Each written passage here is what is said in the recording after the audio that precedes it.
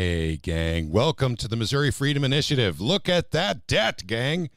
Holy mackerel. Did we just go up $100 billion here in the last week? Something like that.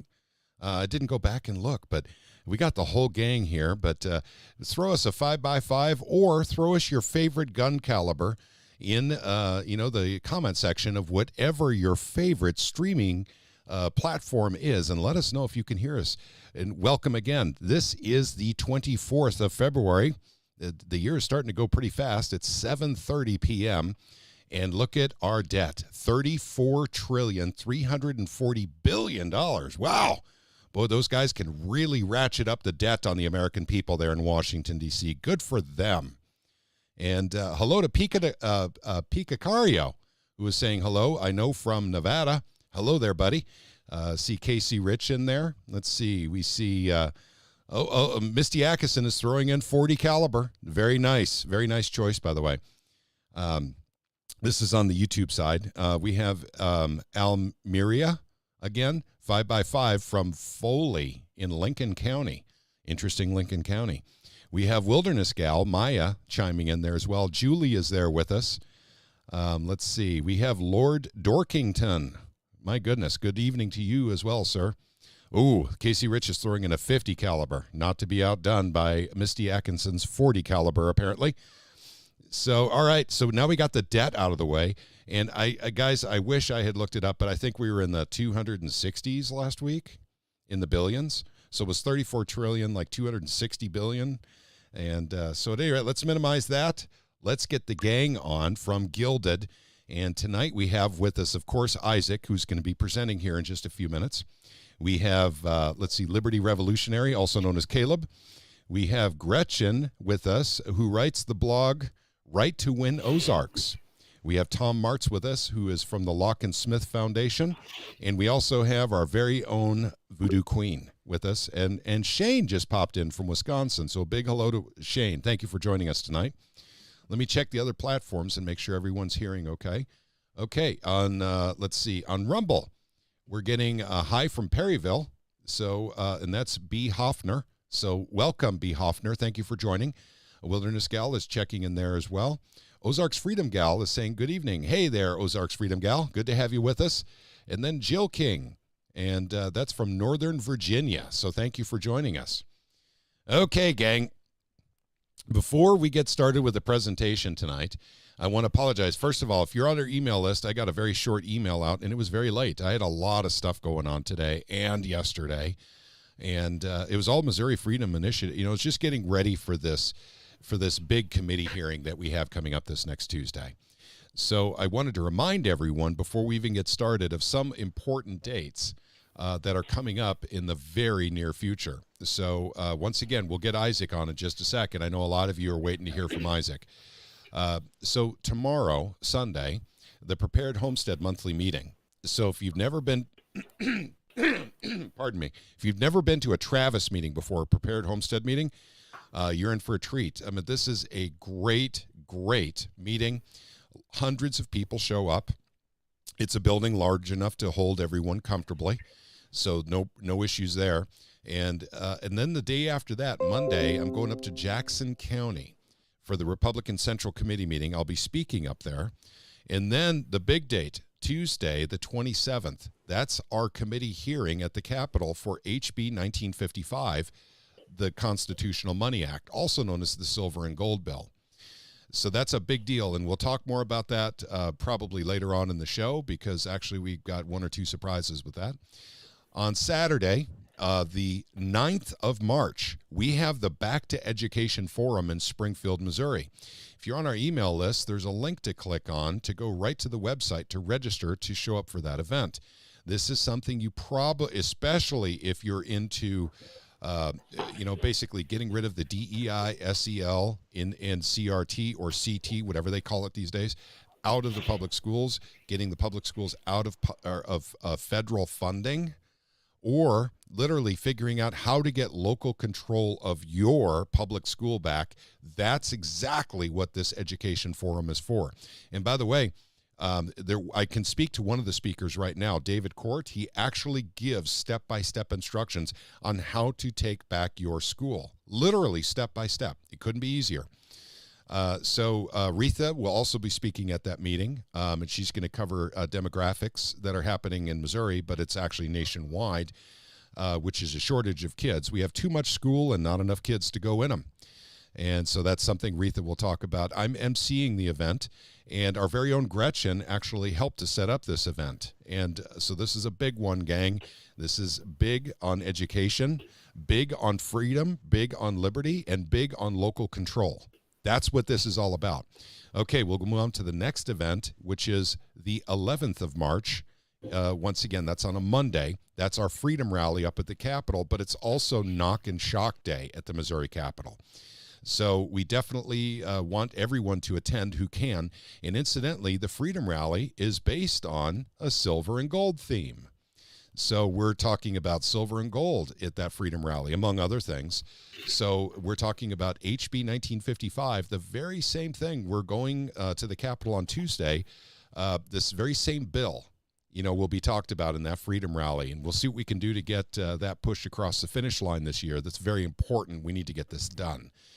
Okay, I wanted to get that stuff out of the way, and basically we will hold all questions for Isaac and everything until after he's done speaking, but I will be checking basically on the socials. If you have questions for Isaac, just type them in, and we'll make sure that he gets those questions and he answers them.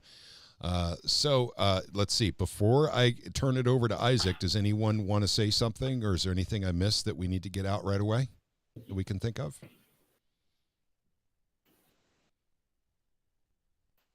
Okay, I think we got it all covered then. Okay, without further ado, our good friend Isaac is going to present some data. He's going to show it on his screen, and I will enlarge his screen so you all can see it on your screens.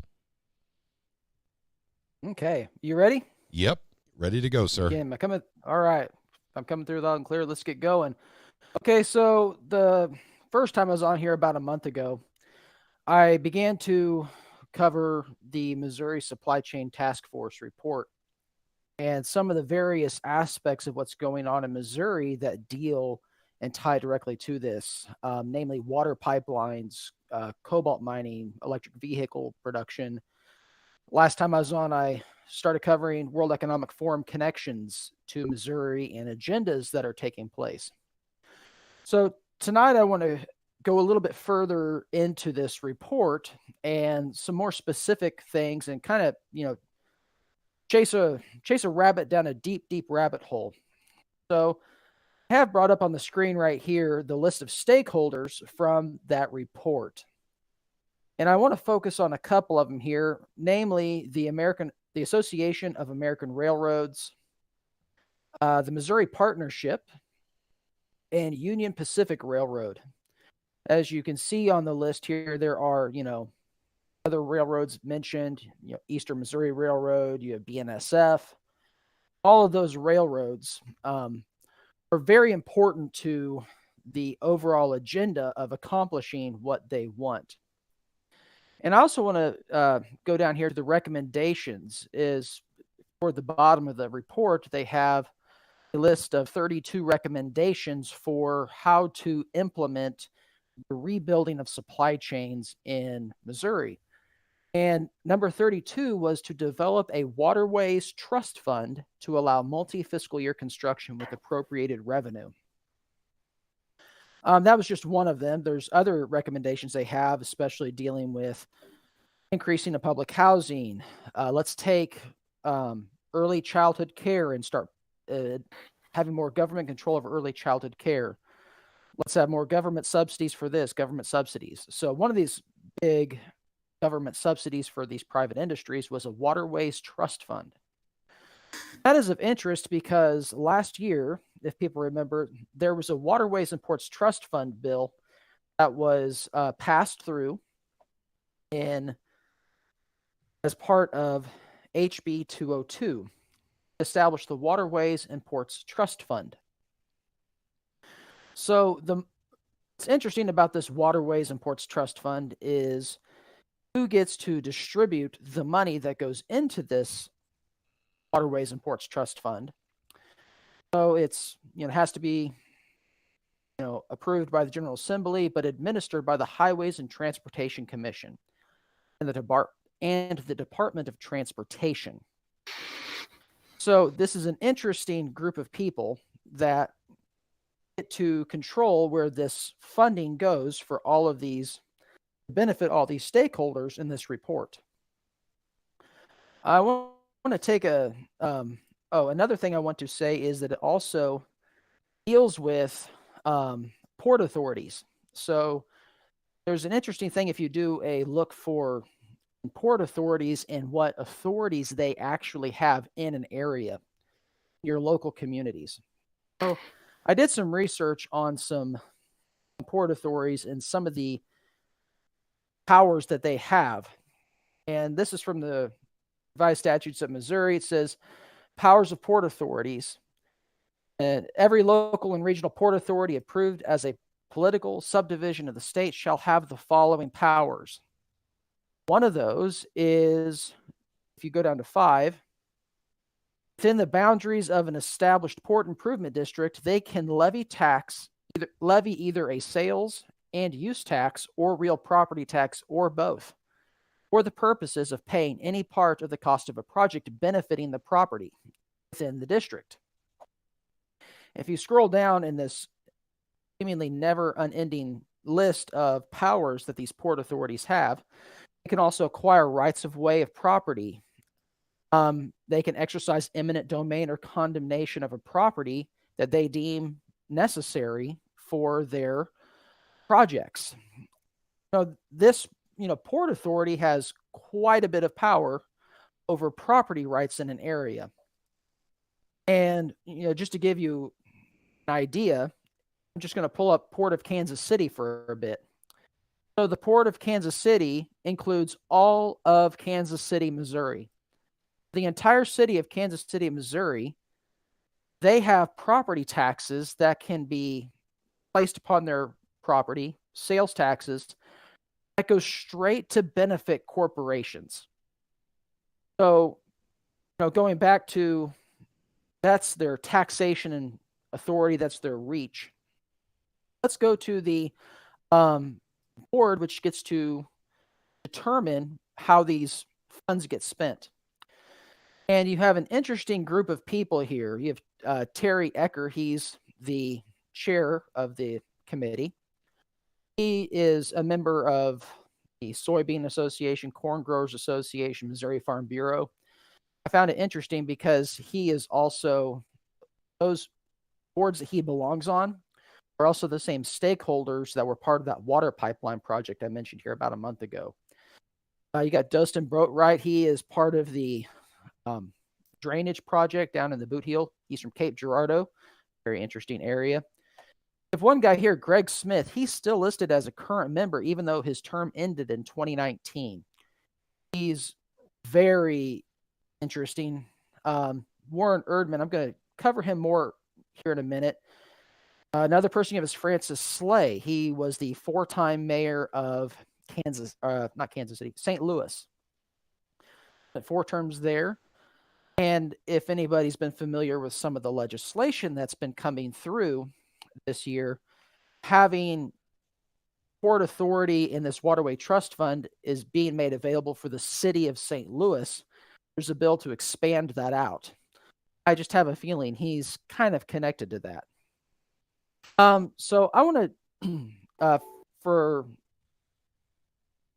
the rest of this time, I want to focus in more on this Warren Erdman fellow, because he's very interesting. As I said, I'm going to go down a rabbit trail, so just bear with me here as I try to unpack this, because this entire report is so deep and it's so tangled. I'm trying to make everything as easy to understand as possible. So Warren Erdman, if you go in and look at what he does, is he is an executive for special projects for the CEO at Canadian Pacific, Kansas City. He was also an executive Kansas City Southern. He was one of the guys that over this past year and a half or so was one of the architects of the merger of the Kansas City Southern Canada Pacific deal. He was appointed to this commission just a couple days before, if you see this, October 5th, 2022, that was just a matter of days before Governor Parsons, Dean Plocker, the head of the Hawthorne Foundation, and him and one or two other people made that Israel trip, which gave us the EV battery plant, the lab-created meat plant, all those countless business deals. This guy has been in Missouri politics since the early 80s. He worked for as far back as Kit Bond in the 80s.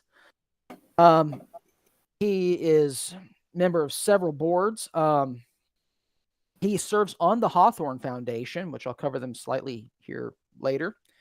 Kansas City Downtown Council, Missouri Chamber of Commerce of Industry, and Kansas City Downtown Council, the Greater Kansas City Chamber of Commerce, and a member of the Civic Council of Greater Kansas City.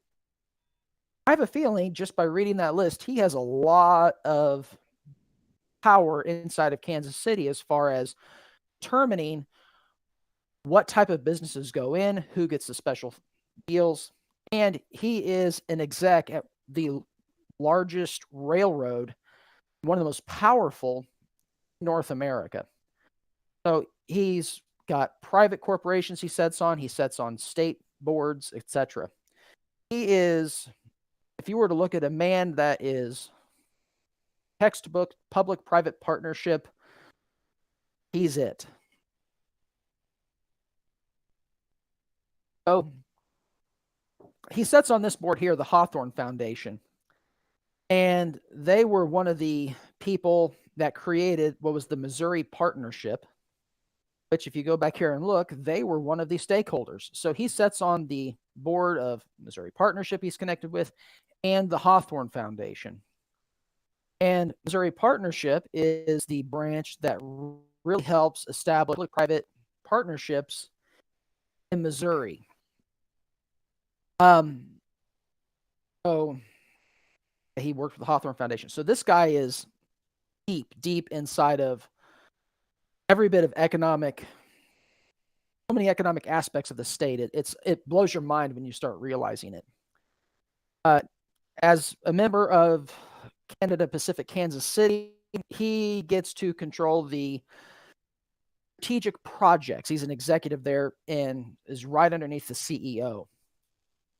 So the man that gets to, one of the men that gets to determine how these government funds are spent on for private corporations just happens to be an executive that deals with special projects that railroads need. That seems to me to be a little bit of a conflict of interest, but that's just me speaking there.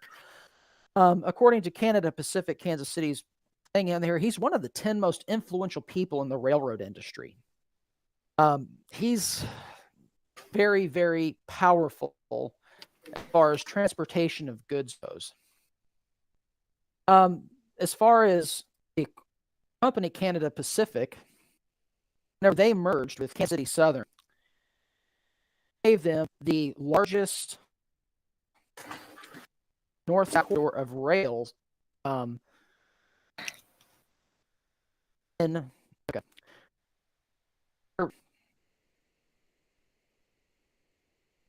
Rails going to Veracruz, up to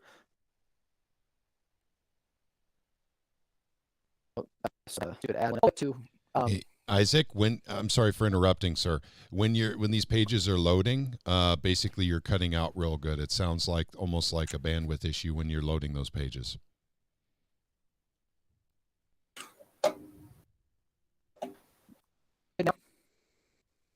Am I coming through? You're coming through right now. So go ahead and get another page up, and when it's done loading, that would be a good time to start speaking. Let me close it. Okay. Okay. I'll just close that one. Okay. Am I coming through good now? Yep. There you are.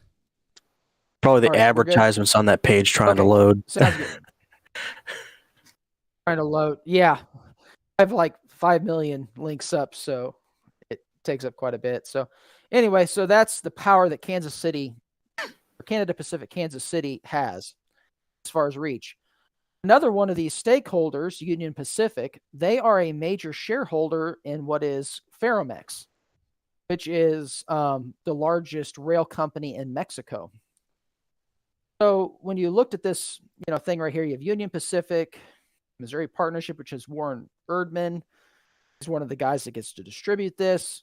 Those two rail industries are very connected into this. So one of the things that the Supply Chain Task Force lamented was their lack of cheap labor, and that they needed the government to really help us out with more public housing and more public transportation. And, we just need to have cheap labor in order to help everything run. And as I've proven here that, Canada Pacific, Kansas City, and Ferromex are both tied into this. I want to pull up a map real quick, because this is where I'm going to take another step down.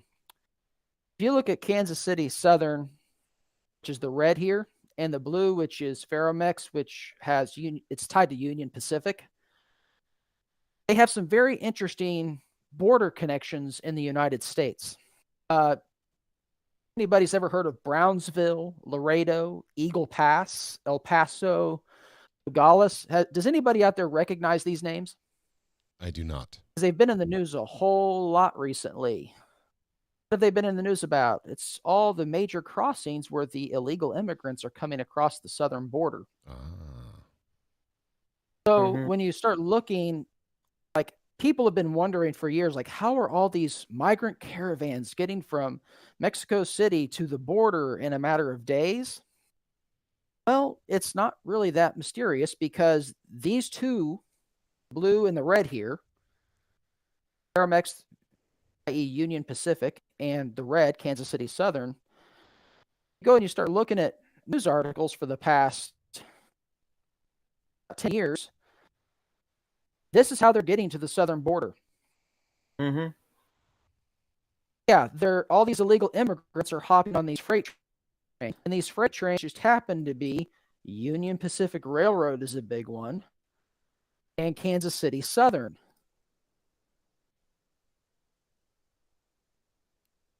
Another one I have here is Kansas City Southern to Mexico. This is actually an article from 2013 where it talks about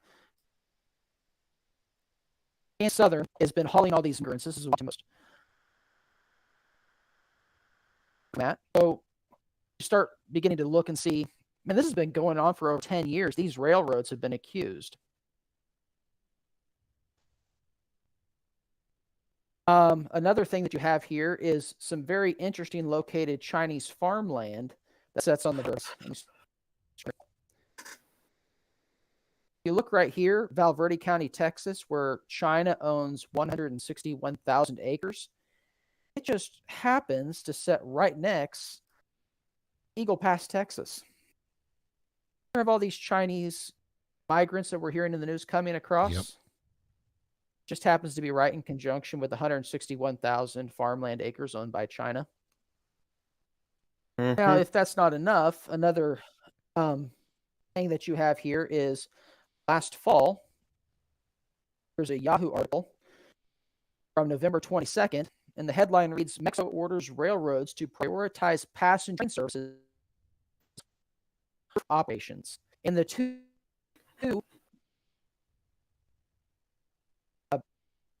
main private Canada Pacific City, Warren Erdman sits on the board of, and Ferromex.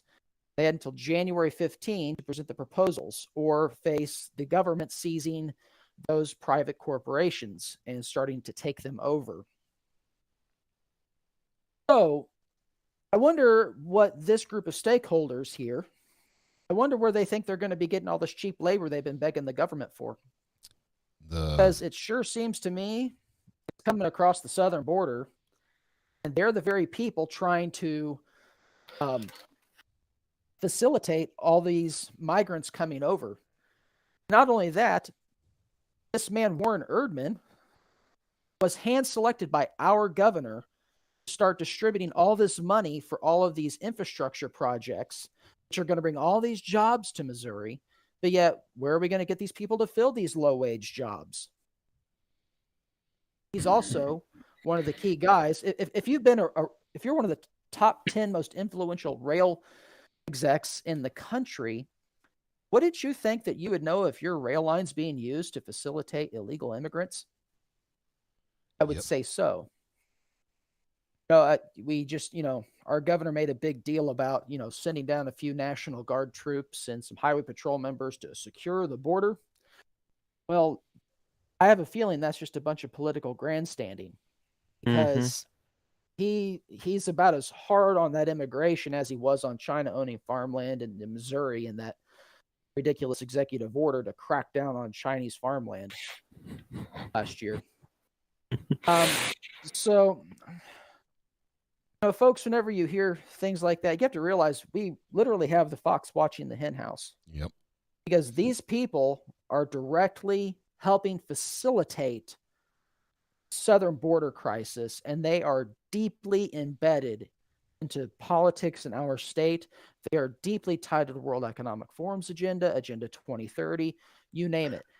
And this is just one rabbit trail you can find in this report.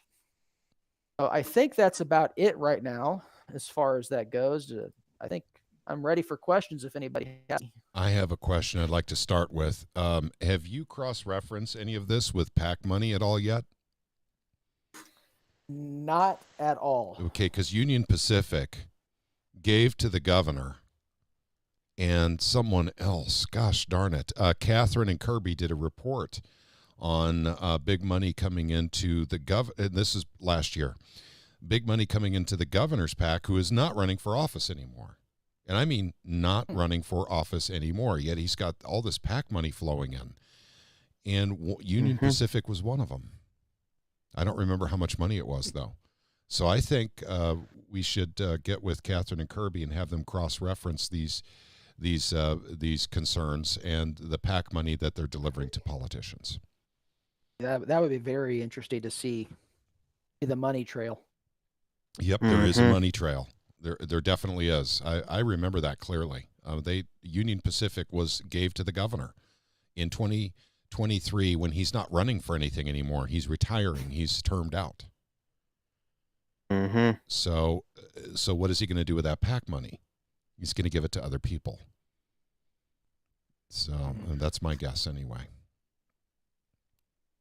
I mean, other politicians.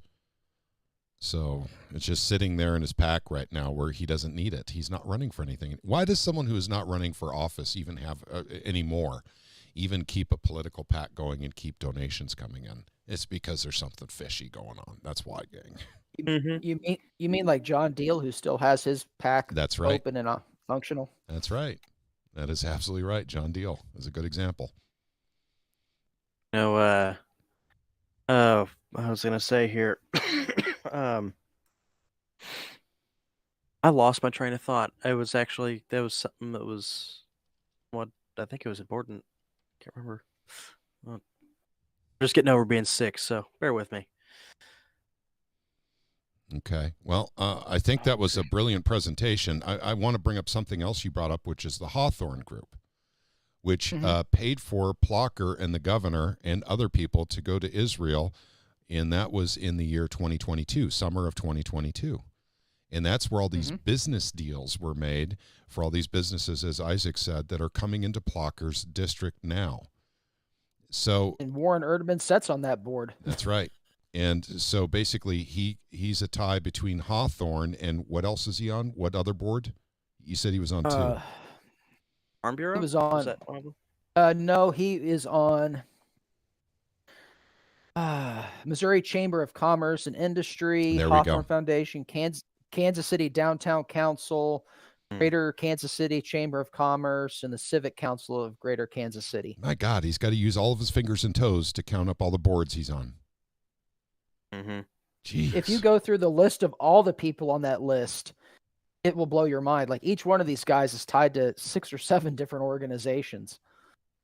Okay. You think he's in on the sports betting thing too? I'm curious because there's a big push for that new stadium in Kansas City as well. They've got a whole tax amendment thing for all that, and I'm wondering he's got some fingers in that too for the bread and circuses. Well, if it sets within the Port Authorities or the Kansas City Chamber of Commerce, I bet he does. Or he would have part of the connections Chamber to of the people that Commerce. do. it's the all those tax initiatives for that have to go through the Chamber of Commerce. So, And let's see. whenever you talk about deep state flunkies, this guy is definitely it because, right here, he has been around since at least 1981, serving in Missouri politics.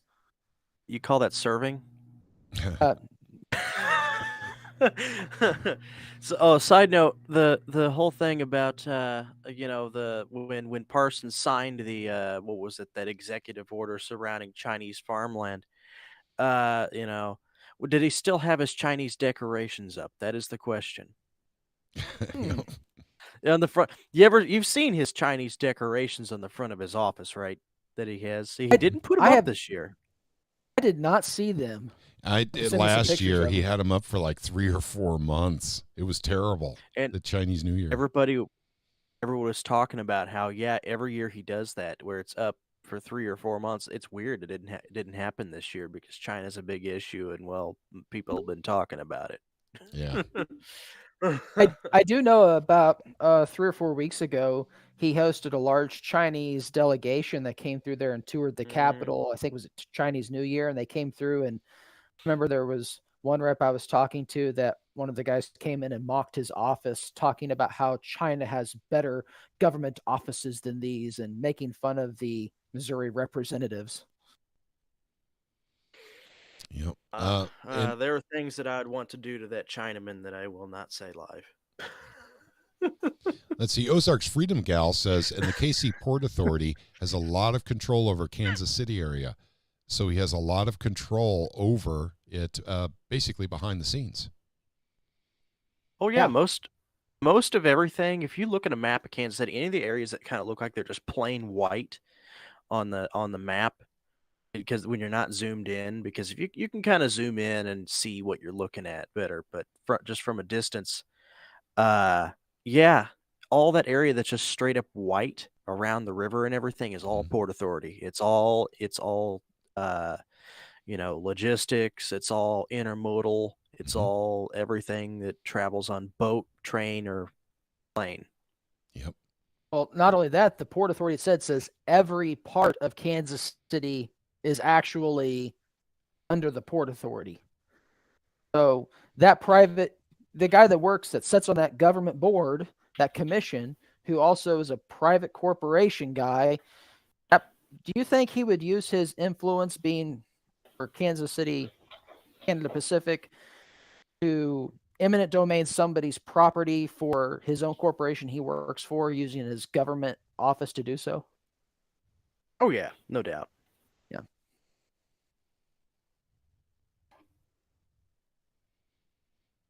Hey, I thought I would give a shout out to the salty Ozarkian, who is actually a troll who comes on to my threads once in a while on Twitter. And so his comment is, the Missouri GOP has already pushed 3/5 of our rivers and streams into the polluted category. We've had enough of your bullcrap lies. So that's what he has to say. He's a Democrat that comes in and trolls me often, but I thought I'd give him a shout out here. Thank you very much for chiming in, Salty Ozarkian. Thank you. That reminds me, I think there was actually somebody sent me this past week that they're trying to actually lift the Clean Waters Act or something in Missouri to where it would essentially allow all the corporations to pretty much pollute them however much they wanted. But there's several things that actually deal with water quality that they're trying to lift this year. Okay. And that's another question, actually, I had from someone else in the initiative. Are you getting bill numbers for us for stuff that we need to shut down legislatively in the Capitol, Isaac? I don't have them readily available. I can try to in the next week or two. Do you think you can get those for us? Yeah, I can get those for you. That shouldn't be a problem. Okay. Shoot me a text or something like that and remind me. Sure will. And let's see. You're being asked if you are presenting at Travis's meeting tomorrow, but I said I don't think so. I don't think so, no. And do you mind? First off, I'm not trying to change the subject, gang, But the song that we played today was actually from a band called Slave to Servant. That's the opening song that we used. The name of the song is Birth Pangs. And I want to talk a little bit about that because tomorrow, actually the guitarist from Slave to Servant is actually going to play a half an hour set at the Prepared Homestead meeting. And that would be Sam Swanson. So if you guys want to see Sam Swanson and listen to him play a little bit, right before the meeting starts, please do join the Prepared Homestead meeting tomorrow. That's Travis, with the Prepared Homestead. For those of you who've been there before, you know exactly how to get there. And for those of you who have never been there, you have to email Travis. He'll give you directions. So that's the way it kind of works, for security concerns and that sort of thing. Let's see. I want to read another one here from Wilderness Gal before we open it up again. Wilderness Gal says, I grew up in Southwest Texas during the 1970s in a remote cattle ranch. The illegals used to cross even back then, breaking into homes, killing people, and replace locals with cheaper labor. Now it's national. So that's from the 70s. Yeah. I'm noticing here local to where I am that there's several illegal migrants working at a lot of the factories around here. And it's actually dropping the average starting wage substantially from what they were paying about 3 or 4 years ago to get people to work for them.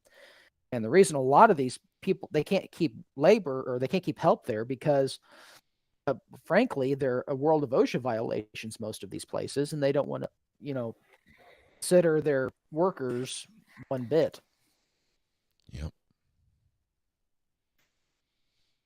Okay, I'm looking for other questions here in our other platforms. Let's see, nothing on Rumble. Looking on YouTube.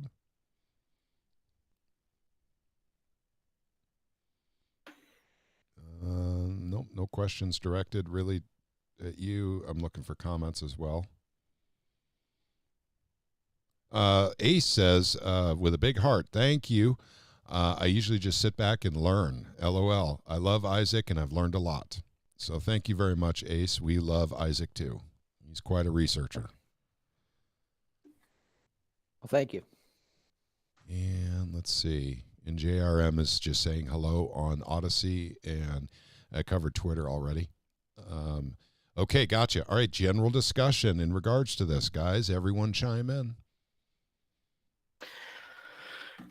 Just a mess.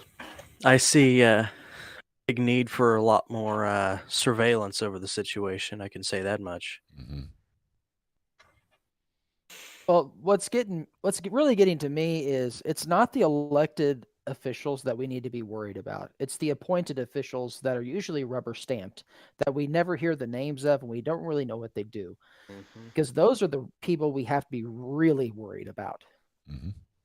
I agree 100%. I heard Senator Hawley speak tonight, and he mentioned exactly the illegal alien issue that is coming up from Texas. And he said they're in Missouri, and it's getting worse and worse. I have a theory on, especially, you're looking at, these Republican governors that are screaming about this. They're also really benefiting from the crisis too. Because if you look at our national debt like we had up earlier, I have this theory that the reason that they want all these migrants to come up here is because if you can, say, get another 20 million people up here, that's 20 million tax-paying units. That's an increase in population of 20 million that are buying gas. They're buying groceries, spending money. Mm-hmm.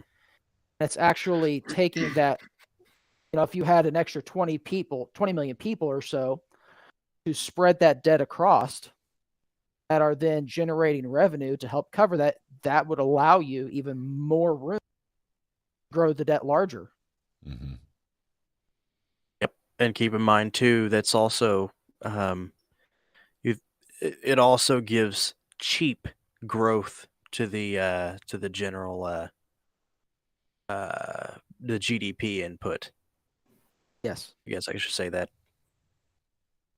Yeah, because if you say you have a child that gets born, it's a good 18, 20 years before they enter the workforce and really become a viable tax-paying unit. You bring up a 22-year-old male from Honduras, they're immediately an economic generating unit. You don't have to wait years from the time a child's born. Yep. Yep. Let's see. Tom has written some stuff here.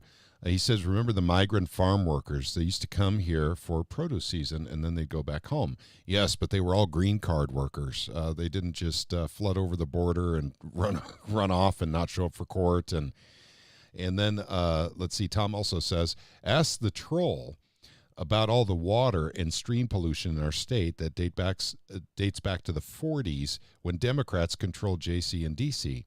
The war effort on the of the Dems was the start of the issue. So Salty Ozarkian, keep that in mind too. Basically that's true.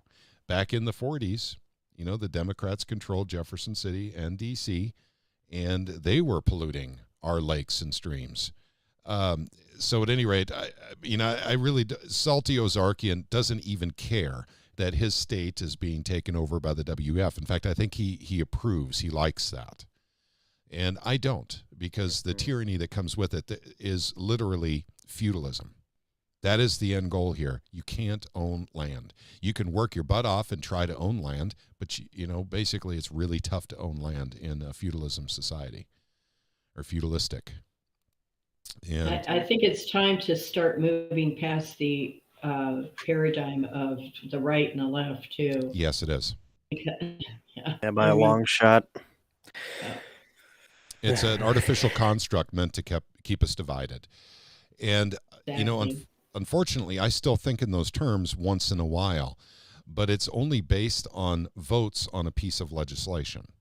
I don't think of it as a construct, basically to divide our society. I think of it as votes, but at the same time, it doesn't matter. It really doesn't matter. The divides are here, gang. That's the point. In Isaac's information that's coming forth, this here, transcends Democrat, Republican. This is in the language of pure cash. That's it. That's their religion at that level. It has nothing to, right and left is for us, the peasants. Fighting about politics is for us, the peasants. At the top levels, they're all buddies, because their religion is money, and that's it. Right and left is not in part of their paradigm. The thing. Oh, go ahead, Isaac. One thing I was going to say is, you start looking at right-left paradigm.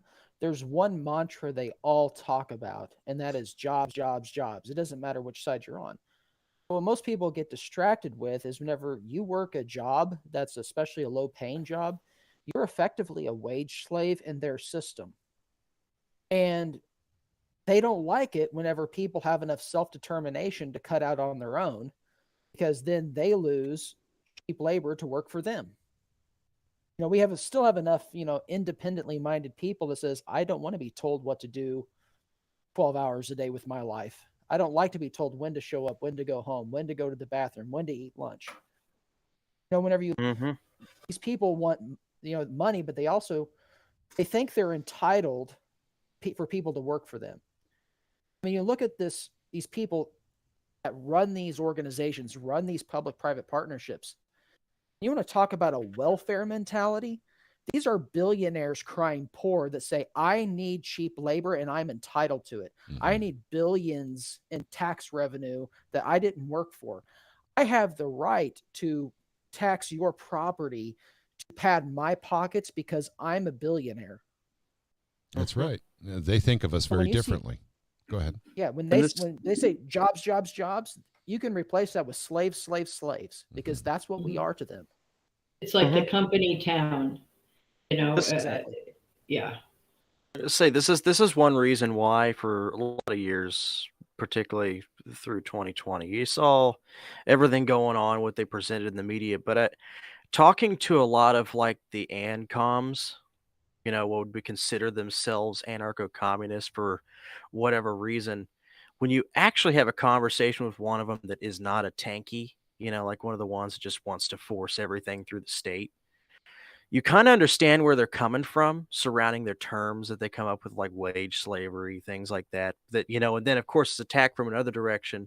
And of course their solution they think is communism, which is, of course, they take the problem and go this way with it, turn it into something that is a complete antithesis to their solution, because they're otherwise misguided or uneducated on the matter to the actual true source of the problem. But they are correct in the fact that that is a problem. Same with a lot of the right. You look at the otherwise far right, whatever you want to call it. You run into the same problem there. It's like like, oh, well, this is a problem, but I mean, well, you just gotta vote the right way, or you've gotta okay, well, we just need more change in the federal government, or you need more claim to be more free market, but in reality your version of what you want to push as a free market is more state sponsored, propping up of certain things, and it just doesn't work. There's solutions that they come up with just don't work. Fact is that at the end of the day, no matter what your elected people do, sure, there's some people that are your friends that might make a difference. But it's hard to actually do anything because the ones that actually understand the real situation are so far outnumbered. Like, I can give some credit to Thomas Massey. I could give some credit to, Ron Paul. He knows what's going on. People listen? No, he got shut down in his bid for a presidency twice. Because those that, at the end of the day, when you have the existence of the Federal Reserve, when you have the existence of this monster state that has resulted from 100 years of indoctrination in the idea that the federal government is the all-powerful, this is what you end up with. Because the ones that control the federal government, or the ones that at this point are controlling your state governments for the last probably 40, 50 years, are the same people. All the same people with the same interests, the same globalist ideologies. Yeah. Would you say that the federal government is really not all powerful? In fact, would you say that the federal government is probably somewhat controlled by other interests that they may have started out controlling but are no longer? Yeah. I would say that the federal government has no real jurisdiction over the domestic issues as a whole. They have no constitutional jurisdiction, but they've given themselves that, and of course, in giving themselves that, they've been bought out. Hey guys, if it's okay, I've got a few comments to catch up on here. By the way, that was a great conversation. Thank you for that, Caleb. Let's see. I'm going to start with something Rabbit Coyote said. Rabbit Coyote said, "Wow, just got an apology from AT&T. We apologize for Thursday's outage. As a valued customer, your connection matters. Then to help it make it right, we're applying a credit to your account." So, yeah, we have a very lame IT department. We got easily hacked. It took down the entire network. It's not hacking. Yeah, well, whatever. And so basically, because of our mistake, we will go ahead and give you a credit. So that's essentially, the message that they were sending. Casey Rich says something interesting. He says the House is pushing Wes lame HB 2358 instead of the real deal HB 1401. This is talking about bills that the state of Missouri is putting out to somehow deal with the immigration crisis. The United States is actually, we're under siege right now, and HB 1401 is probably the best bill, and that, in fact, that is one that the Missouri Freedom Initiative is supporting as well. Okay, going on to the next one. Missouri Education says Luetkemeyer presented a bill that anyone, by the way, listen to this, Isaac. Luetkemeyer presented a bill that anyone diverting water would have their information protected, would not be released even in a FOIA request. Yeah, I remember hearing something about it. Someone Oh told me my that. God! Now that is a violation of federal law right there. Yep. So that's interesting. In fact, Misty Atkinson, just another one down here, is reporting on bills I think we need to make mention of. SB 782, HB 2669, HB 2153, SB, hang on, they're mirrored bills.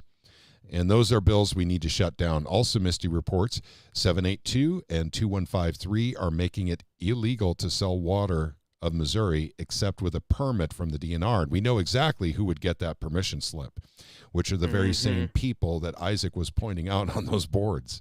Those are the folks that'll get that permission slip. Go ahead. It's going just like what California did. Yep. All they did was they did exactly this kind of thing, except that they did it with the water tables, and then the company Nestle bought up the water tables. Yep. They don't buy their water from anybody. They don't buy it from a public water supply district. They buy their water from Nestle, essentially. Yep.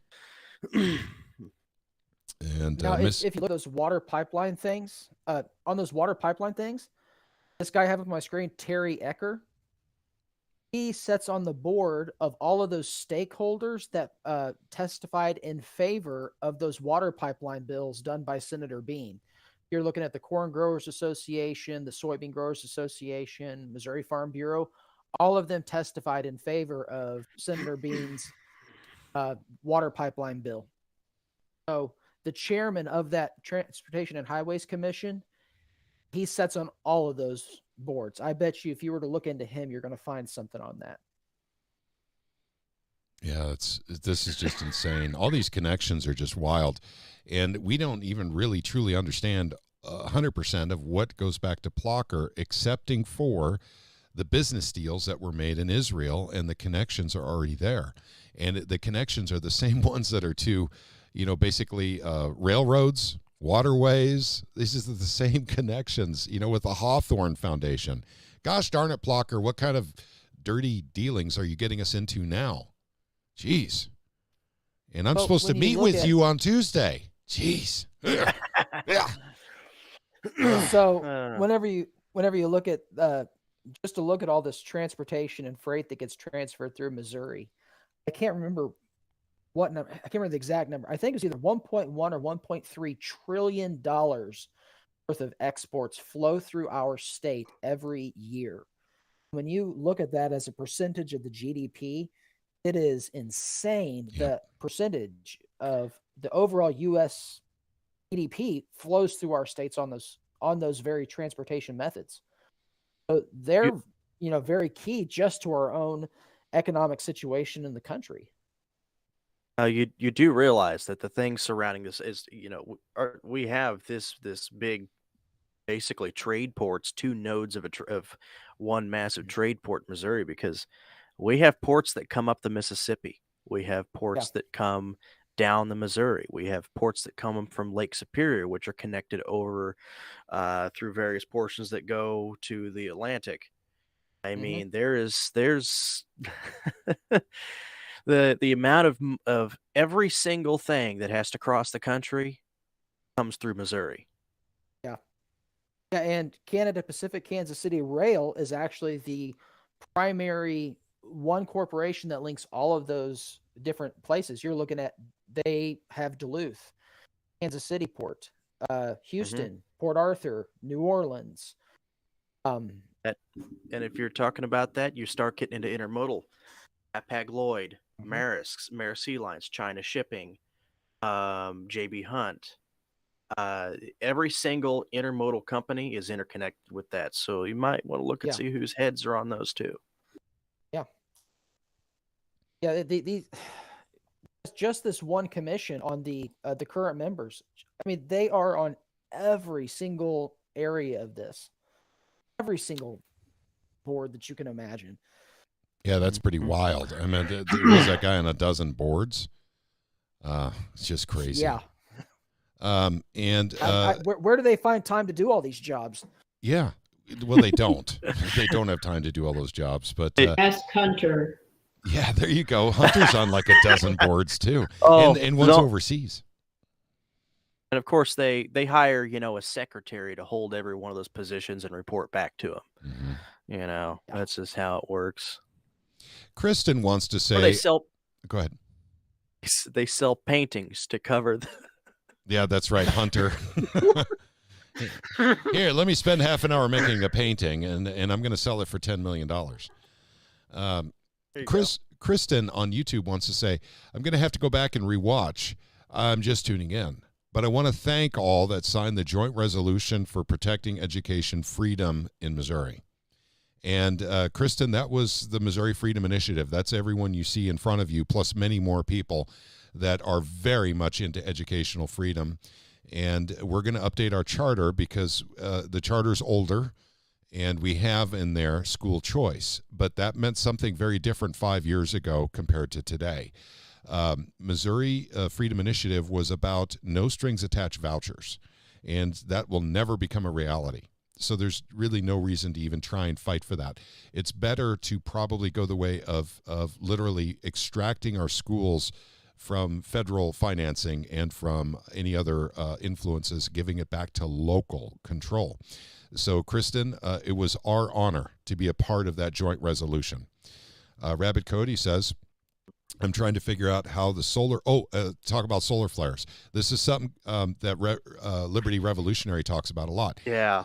El Maria says... go ahead. That thing that knocked out the AT&T was not... That wasn't a hack, because it didn't just affect AT&T. It affected every single major cellular through all different, different towers, different servers, different everything. And it also affected everything from Google to Amazon Web Services, everything. And none of them are directly connected that a hack could actually cover. Mm-hmm. That was the fact that it was even picky depending on where you were in the house. And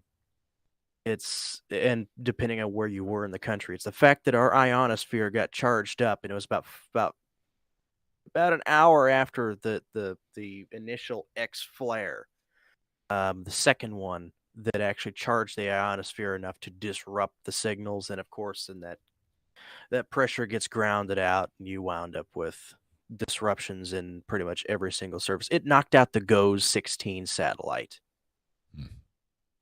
The X 6.3 knocked out the GOES satellite, and that was the biggest one that I have ever seen, and a lot of people have ever seen, that did not produce an actual physical coronal mass ejection, just the X flare producing the X-rays, the impulse that impacts our magnetic field, and then of course and charges up the ionosphere.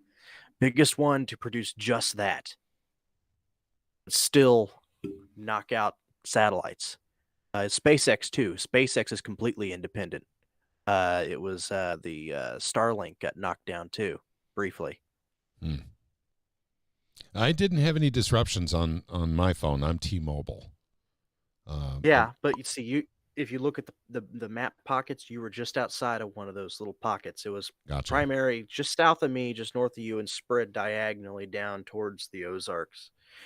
For Missouri, and Texas had blotches, and Kansas did, and a lot of places had patchiness to it. Gotcha. I have AT&T, and I had no service. Sorry, buddy. Well, did you get a note from them apologizing? Yeah, but I'm pay as you go, so I didn't get no credit. Oh, gosh darn it. That's weird for AT&T. Their service is usually... I lived my life longer without this stupid phone than with it. So. Yep. Well, I keep saying there's going to come a time we're going to have to throw away our smartphones, gang, and I know that's very, very unpopular. But there is coming a time. Maya has talked about that. Mm-hmm. And it doesn't make you popular when you talk about that at parties, by the way. There are other options. I've never been popular, so, You're popular with us, Doug. Deal with it.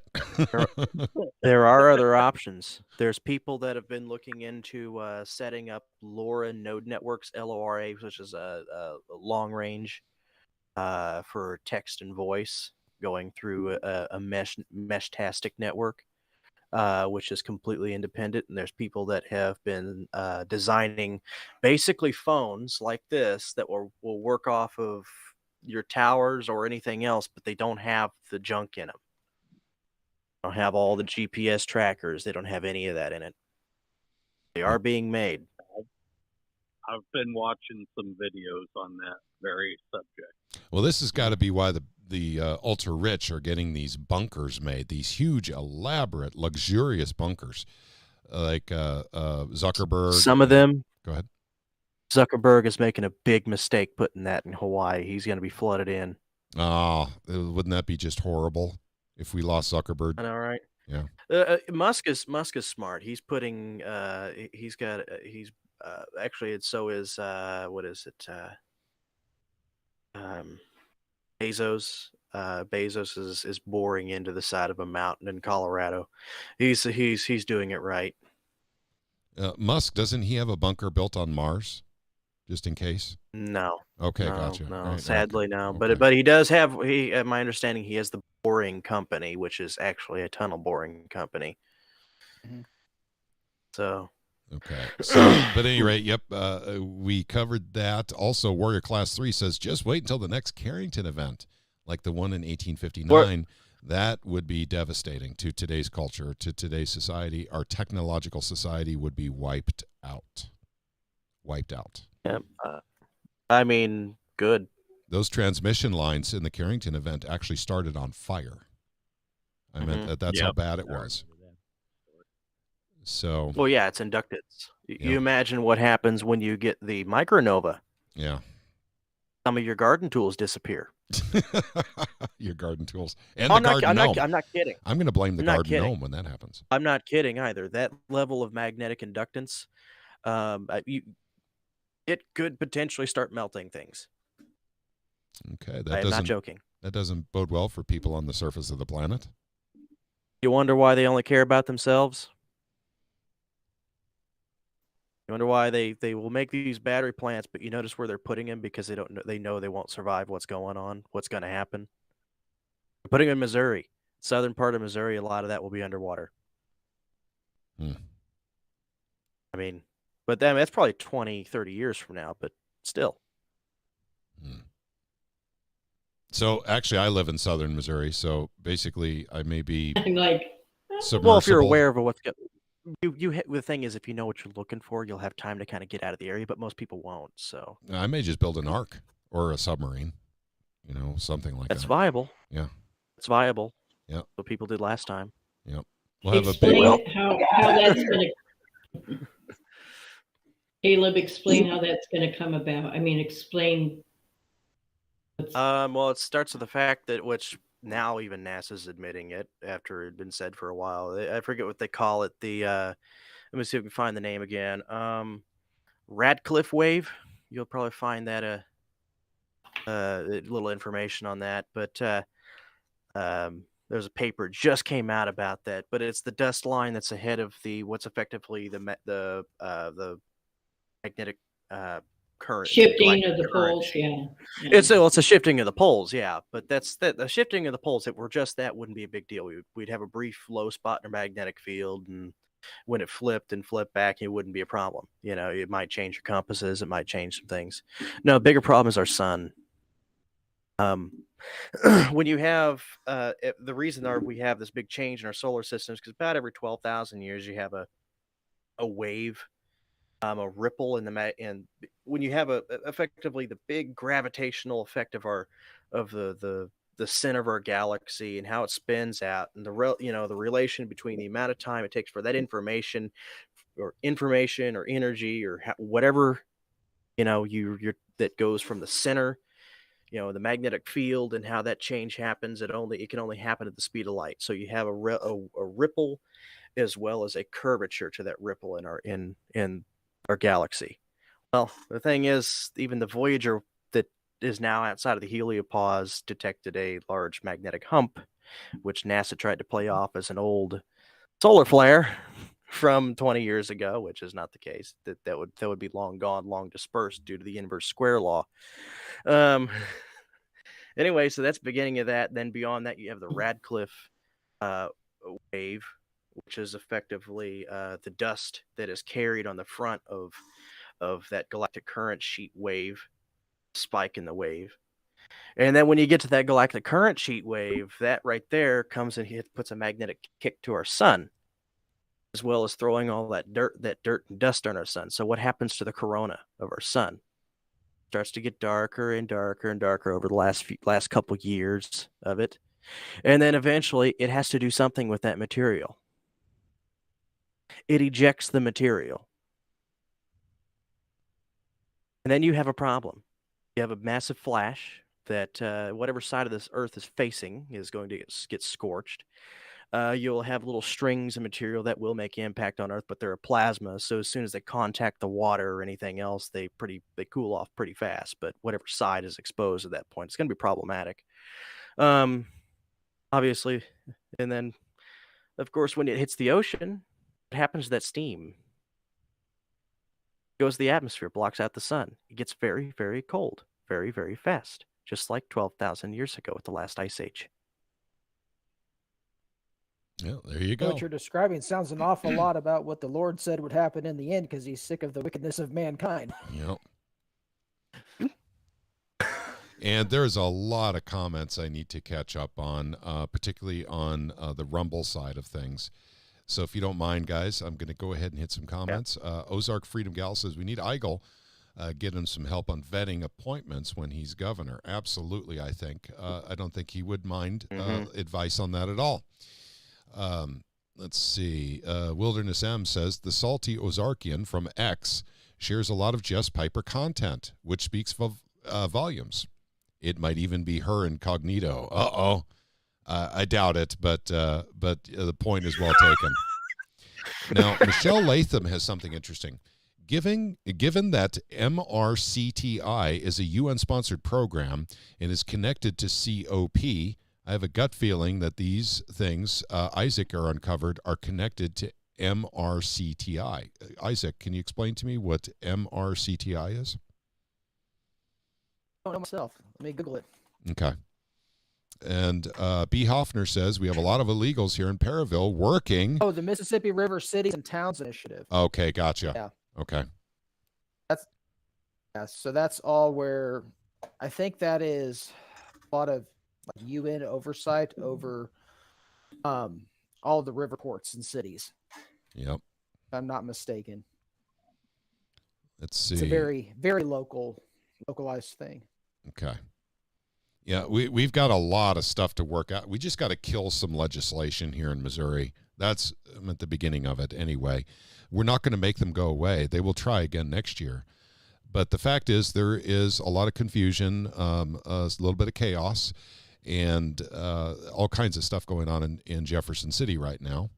And the fact of the matter is I think they intend to slip these bills through, basically when no one's watching. Well, unfortunately for those folks, Isaac has been watching, and he's been watching closely, and so have many others, actually. I think Michelle Latham is one of them. I could name other names, but I don't think it's necessary. People are looking for legislation for you guys to hose over the state of Missouri. And we're taking note of those sponsors as well. You will be called out very shortly. Let's see. We have from B. Hoffner, we have a lot of illegals here in Perryville working at one of our food factories. So they're working in food factories in Missouri now as well. For those who say that we don't have an illegal alien problem in the state of Missouri, we do. It's growing quickly, too. Ozark's Freedom Gal says, sold my soul to the company store, in quotes.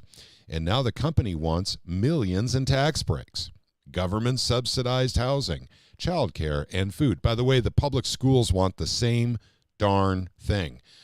We can get exactly. Yep. I'm going to let Gretchen talk to that when I'm done with her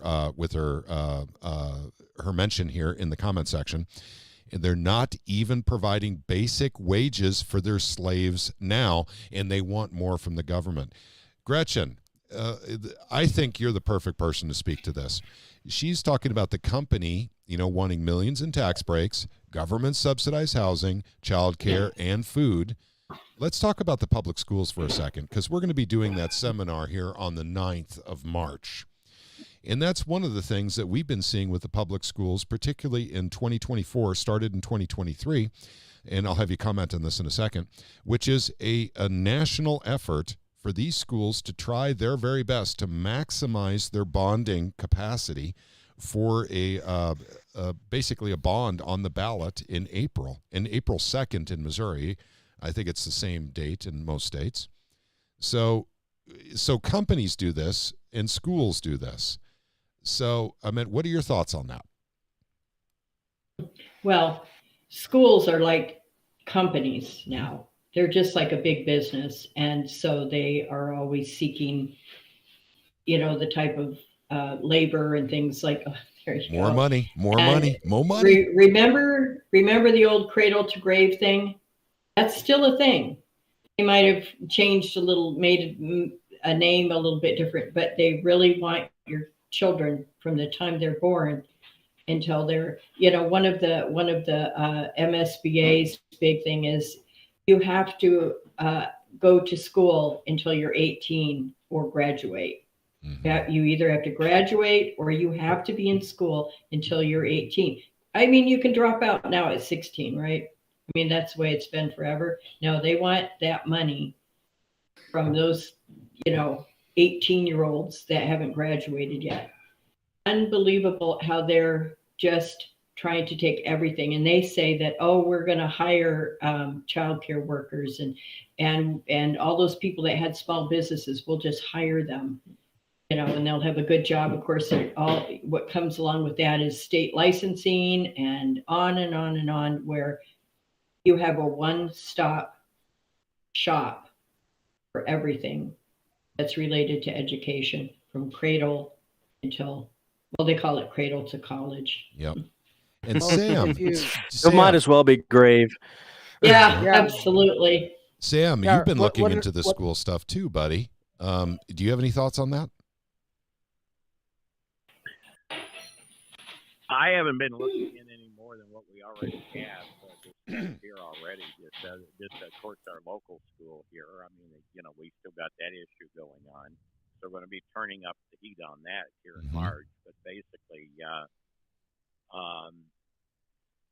nothing's really changed compared to what we've. I mean, they still want their. I noticed now they quit calling it a. They just call it a new auditorium now, not an arts center or anything like that. So they've changed the terminology to make it more suitable. So it's not a performing arts center anymore. Not a performing arts, no, just an auditorium. Auditorium, gotcha. Yeah. So it's amazing how they change things to make things more suitable for, hopefully the schools. Yeah, the minute they get any opposition, they change the language again to make things more palatable and to fool the people who are kind of low information. It's just, that's a commie technique. Mm-hmm. Yep. That's what I said when I first discovered it. The other thing, too, is you can tell by the terminology they use. Like we had that meeting. Well, you were there, Gretchen. We had that meeting here on the 30th. They started referring to what Rita was putting forth as disinformation. That's the new buzzword now. When there's something that they don't agree with, it's just disinformation.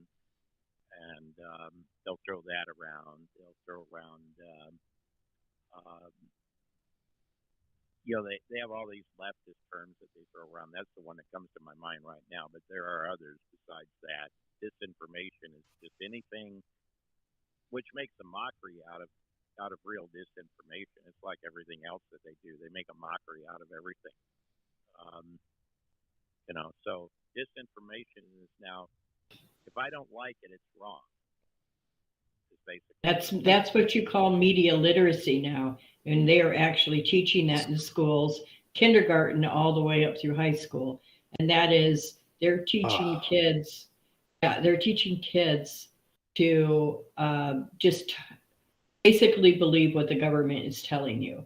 And anything else is disinformation or misinformation. And it's extremely dangerous. It's indoctrination. It's brainwashing. And with the authority. It's extremely dangerous to our democracy. Yes, it is. Yeah, I remember that news clip. I had to throw the face in there, too. Yeah. It's extremely dangerous to our democracy. Yep. Yeah, that's so another word they love to throw around a lot is democracy. yeah. And I'm always repeating that everywhere I go.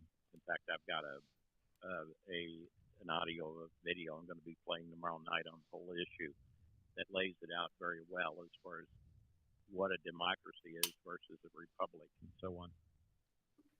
Missouri Liberty Well, Report. their sense of democracy. Oh, go ahead. Their sense of democracy is the institution. It's not a democracy of people. It's a democracy of the institution. And so when they say, our democracy is in peril, they're really talking about the institution, the system, not the people. Good. I always highly recommend everybody read or listen to the audiobook of Thomas Paine, Common Sense. Goes through the basis of cites a lot of things prior, but goes through the basis of government and the differences and the styles of government between the pure democracy of what happened with the Romans, and that's another one with Age of Reason. His book Age of Reason was very good on that as well. He does a good job with it. He did a good job with it. He's long gone now, but yeah. Yeah, Missouri Liberty Report said, when are we going to divest ourselves of these fake conservatives altogether? And I know the answer to that, and that's when the populace educates themselves. But part of the problem is vetting. And now let me tell you, to the best of my ability, to tell you where we're at with vetting in the state of Missouri right now, because apparently we were going to do it statewide. There were too many threats of lawsuits from the Missouri State Central Committee. They were threatening lawsuits left and right to individual counties that were going to start vetting.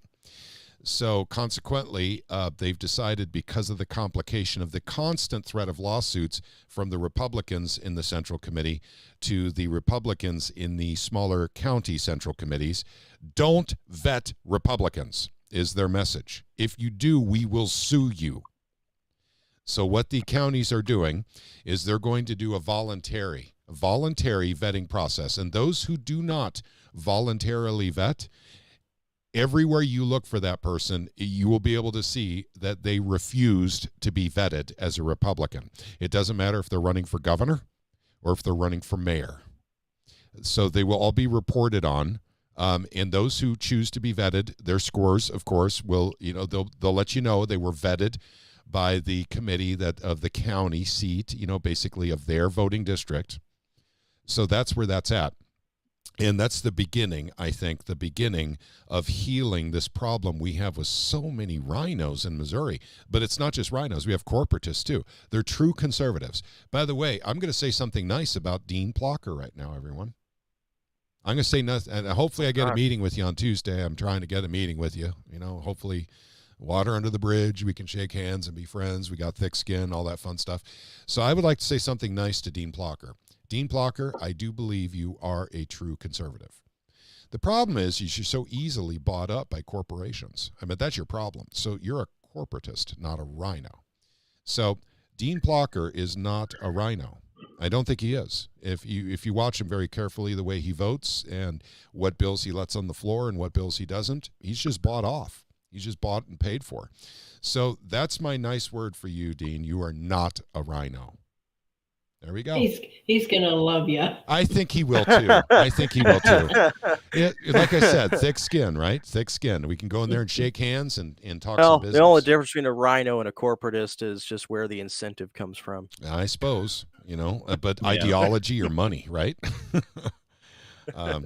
So, yeah, if you don't have firm convictions, you're much more likely to be a corporatist. But at any rate, I thought I would bring that up. And of course, Dean, hey, buddy, I'm just kidding. Let's have a good meeting on Tuesday, buddy.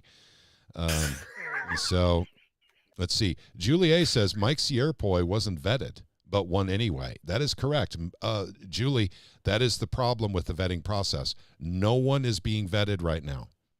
And that's because the state Central Committee of Republicans will not allow that. That's why no one's getting vetted. So now we've gone to a voluntary. You have to volunteer to be vetted. But once you have been vetted, that will go on everything you put on, basically for your campaign. You were vetted by the Central Committee in the voting district that you're running out of. And so people like Caleb Rowden, he will not voluntarily be vetted because he won't be able to run as Republican anymore. He's got such a horrible voting record. He actually has a D- on CPAC, and he's got an F with Freedom Principle vetting standards. So he would have to run as a Democrat or an independent. The same thing is true with Lincoln Huff, who is running for lieutenant governor. So those two guys would have a tough time running in the Republican Party. And let's see if I can I thought you were going to run. No. There's too many grassy knolls in southwest Missouri, Gretchen. I mean, I'm honest to God, I need something bulletproof to drive around in if I'm going to do that. Know some friends that could fix you up. It might be worth it, Caleb. And I don't even have to run. I probably need it anyway. Plocker, we're just kidding. Jeez, gosh, darn it, Plocker, you take it all personally. Thicker skin, man. I already skin. know you. I already know you've said out there. There's no way you're running for anything, man. I got a quick question. Yeah. You mentioned the lieutenant governor race. Is there anybody with the soul running for that office? Well, we did have Bob Onder, but he decided to run for congressional district 3 instead. And by the way, I don't want to talk. I'm angry about that. But guys, I if you don't mind, I'd like to lead us in a small prayer real quick. If you don't mind, it'll just take a second. Okay. All right. Dear God in heaven, please help Dean Plocker get thicker skin. He needs thicker skin to be able to do his job for the state of Missouri. He needs to be offended less. And please expose all corruption that he's been doing so we can just get it out on the table and get it out in the open so we all know what we're dealing with. We ask this in Jesus' name. Amen. Okay. Amen, brother. All right. Dean, let's have that meeting on Tuesday, buddy. Okay, let's see. Oh, people are suggesting a Cybertruck. I have seen that online, and people are firing bullets at it, and of course they didn't go through. So, Elon, if you're watching, you know what? We don't take donations, but if I could borrow a Cybertruck until November 4th, I'd appreciate it. So, Elon, it's I don't think it's going to. What's that? I don't think it's going to stop 5.56 or anything like that. The only thing they shot at it was like 9 mil, 5 ACP. Well, that's better than nothing. You know, because a 9 mil. I know, right, but it's level 3A. Well, level 3A. Yep. Okay, let's see. And OL Gunner is asking, what's up with O'Laughlin? I moved to Missouri 18 months ago and wrote her twice via email from her website. My emails concern pro-life and initiatives. I didn't even get a staff acknowledgement. O'Laughlin, you know what? I know her, but I don't know her that well. The last time I sat down with her privately in her office and had a meeting was in 2022. So that's how long ago. I'm going to try and meet with her on Tuesday. And I'll see if I can actually meet with her, and I might have some friends that can help facilitate the meeting. Getting a meeting with Dean Plocker is probably impossible. It'll probably end up being with his chief of staff. So I've been joking about getting a meeting with Dean. That's impossible. It'll probably be with his chief of staff. So, but it will be with Dean's chief of staff. So I can, talk to him and see what we can figure out. Okay, guys, I feel like I've monopolized again. Let's see. Gabrielle says, Patrick be riding dirty. So I was just having a little fun. You know what? If there is absolutely no point in being grown up if you can't be childish once in a while. And so that's, the thick skin in us. Basically, we just got to let this stuff roll off of us. Even as Gretchen was saying, and as Sam was saying, the newspaper went after my wife and I because of what we were exposing for school numbers, basically in Gasconade R1 and R2. And so am I all upset about it? No, absolutely not. I'll let that roll off. Because we've been very critical of that school. And if all they want to say is that we are misinformation and they don't want to say what the good information is, everyone will know that they're full of it anyway. And frankly, I'm tired of dealing with these jokers. I mean, it was particularly with the superintendents in school districts. Now, our superintendent in Clever is a nice guy and everything. I think he's got a dirty board is what I think is going on here. That's my personal opinion. I'm not an insider as much as I would like to be, but I actually think our superintendent is a halfway decent guy. But there are other superintendents that we definitely have problems with because they're very much into deceiving the people. And let's see, Gabrielle says childish via childlike. Yep, understood. And yes, I'm done being childish. So I just thought I would have some not fun. childish. It's you got to have dark humor. Yeah. I don't care who you are. Particularly if you talk to anybody in like a lot of veteran communities, people, people that have actually seen true some of the most horrendous things that are happening in the face of the earth. First thing they go to is dark humor. Yep.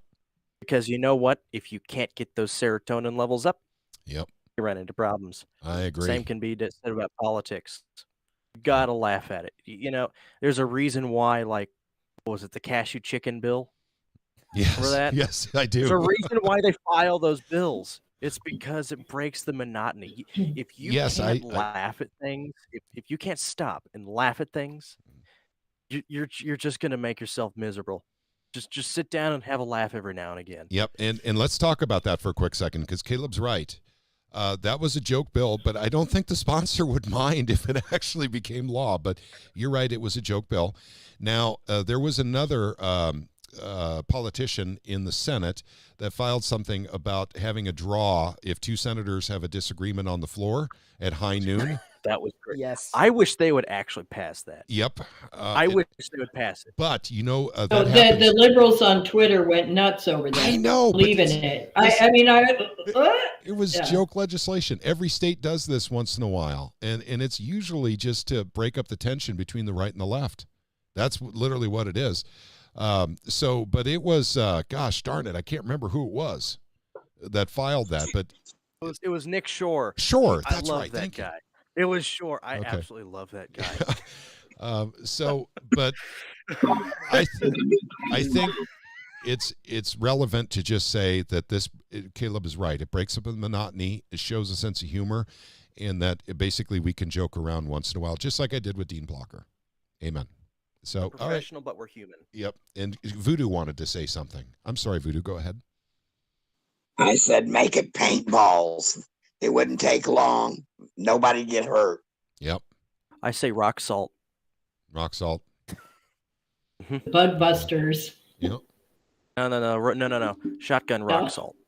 Oh, low powder load. It's like what they used to do back in the day, for what was it, train jumpers and whatnot. They would just nail them with some rock salt. It hurts really bad, but it ain't gonna kill you. Yeah, you whippersnappers are far too fancy for me. I say give the senators boxing gloves and let them have it out right on the Senate floor. I mean, I think that's some of the first sessions of federal Congress. Some of the first sessions, they had brawls. It got to the point where they started taking the fire stoking implements and beating each other on the House floor. Mm-hmm. Well, Okay. Charles Sumner got the tar beat out of him by, I can't remember, during the Civil War. Yeah, right on the floor. There was one in the 1790s as well. One of the first, God, I can't remember which one it was, the story, but they chose choice names for each other and then proceeded to beat each other up with the fire stokers. Yep. And by the way, Wizard in the Woods says government is not the solution to your government problems. That's right. Government can only create more problems. That's all they can do.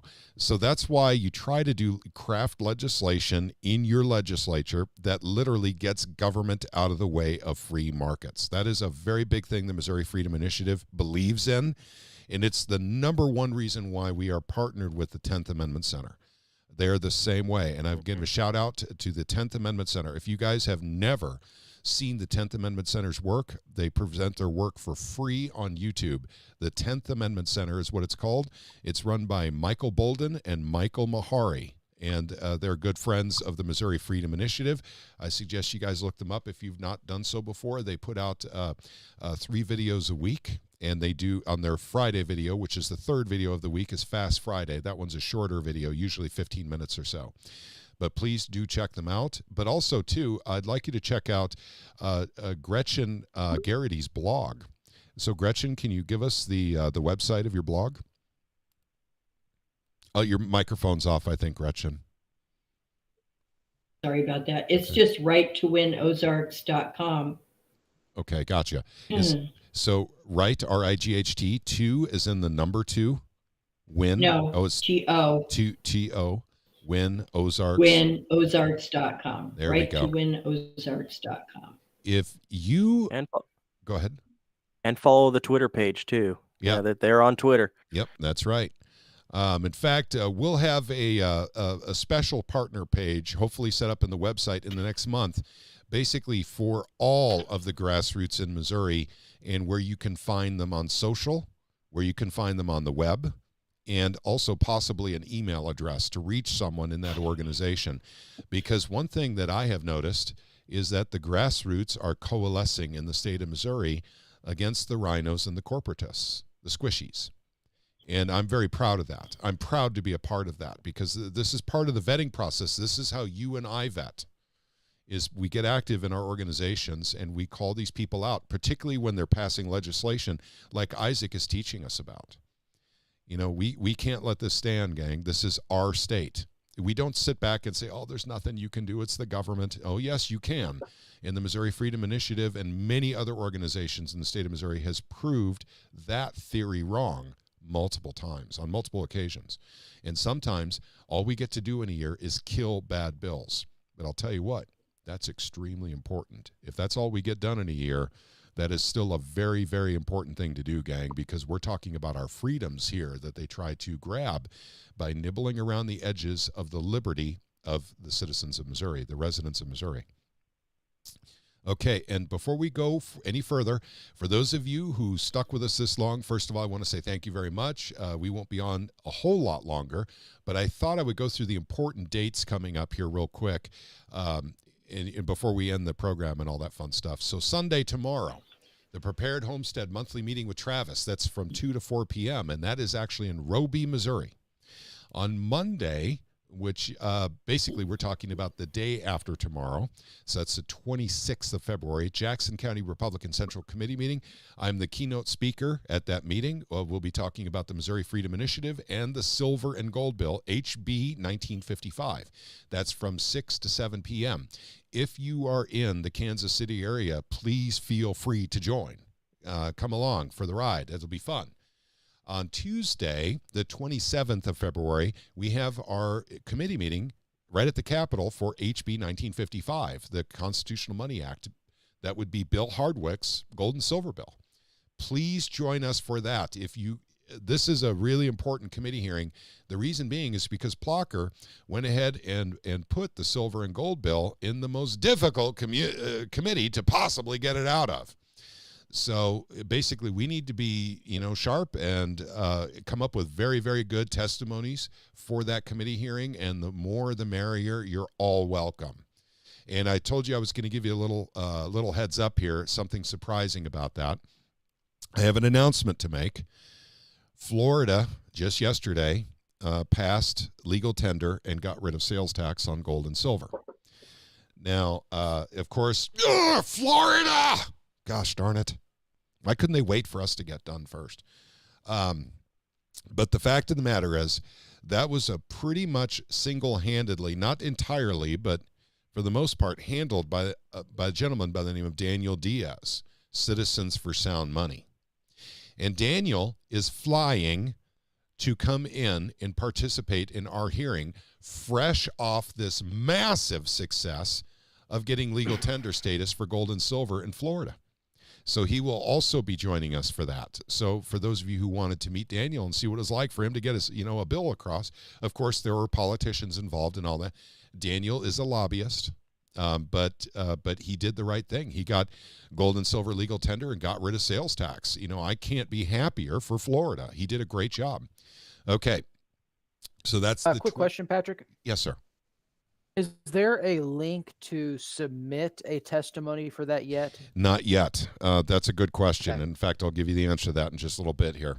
Well, actually, I should do it now because we're on that topic. Right now, it looks like they're slow walking even the announcement of the committee hearing in the Financial Institutions Committee.